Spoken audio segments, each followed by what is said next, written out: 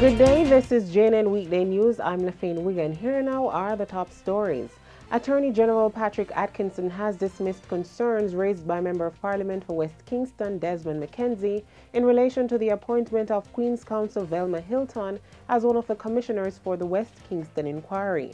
Mr. McKenzie voiced concerns that Ms. Hilton served as counsel for the West Kingston inquiry in 2002, and he has taken issue with certain comments she made while serving in that role. His claim that she's biased has, however, been dismissed by Mr. Atkinson, who says that Ms. Hilton made the comments in relation to the law. He says she's a competent attorney who is able to handle the rigors of the commission. The government's announcement yesterday that China Harbor Engineering Company Limited Czech will be building a coal-fired electricity generating plant to service operations at the proposed Goat Island port is drawing fire from one of the country's foremost environmental organizations. According to CEO of Jamaica Environment Trust JET, Diana Macaulay, the decision was inconsistent with the government's draft climate change policy, which speaks to reducing the country's risk to climate-related hazards by mitigating the effects to different sectors of society.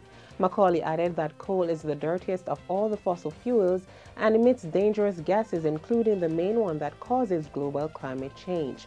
Ms. Macaulay is expressing doubt about the decision since the government claims to be concerned about climate change. Earlier in Parliament, Minister of Transport Works and Housing Omar Davies said that given the high cost of electricity in Jamaica, Czech proposes to establish its own coal-fired generating plant to provide lower-cost electricity for the project. Meanwhile, Jamaicans are becoming more conscious of climate change as their knowledge of the phenomenon and the risks it poses to the country increases. That is the belief of Chief Technical Officer in the Ministry of Water, Land, Environment and Climate Change, Oral Khan.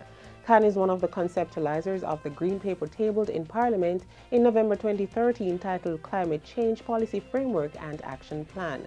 The paper supports the goals of Vision 2030 to reduce the country's risk to hazards and adapt to climate change, and recommends action to mitigate the effects on the agriculture, water, health, coastal, and marine resources sectors, among others. In business, the merger of Jamaica Racing Commission JRC with the Betting, Gaming and Lotteries Commission BGLC is expected to get underway by June.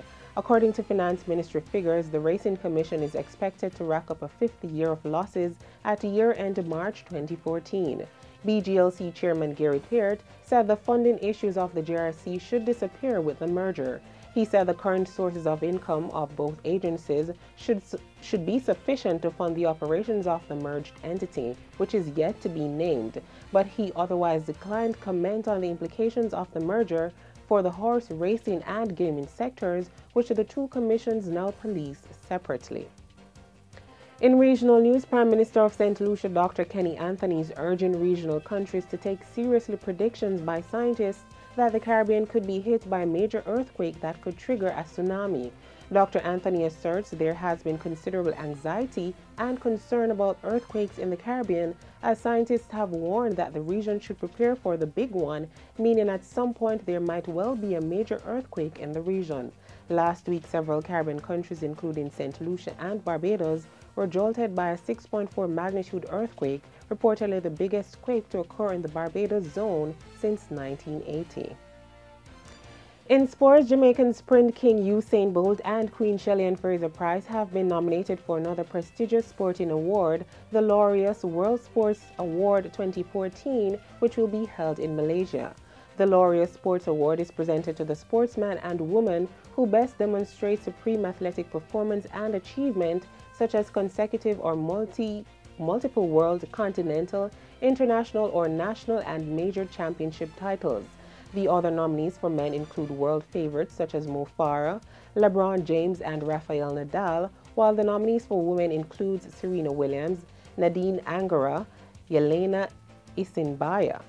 Usain Bolt has won the award in 2009, 2010, and 2013, while this is Fraser Pryce's first nomination.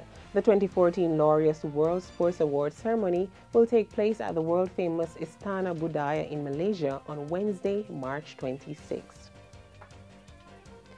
In international news, the discovery of rare gold coins by a California couple last year may be the greatest buried treasure ever found in the United States. A currency firm representing the pair said on Tuesday that the find is worth more than $10 million US.